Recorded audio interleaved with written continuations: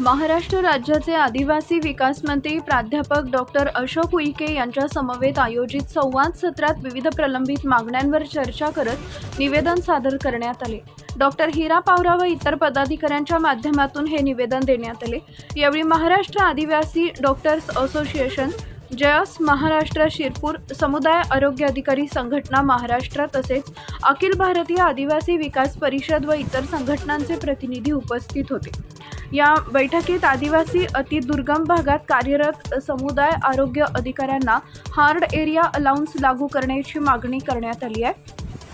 तसेच क्रांतीवीर खाजा नायक स्मारक व आदिवासी संग्रहालय उभारणी बोराडी इथं आदिवासी विद्यार्थ्यांसाठी शासकीय वसतिगृह मंजूर करणे आणि शिरपूर इथं आदिवासी भवन उभारण्याबाबत ही मागण्या करण्यात आल्या। मंत्र्यांनी सर्व मागण्यांवर सकारात्मक भूमिका घेत लवकरच योग्य निर्णय घेण्याचं आश्वासन दिले।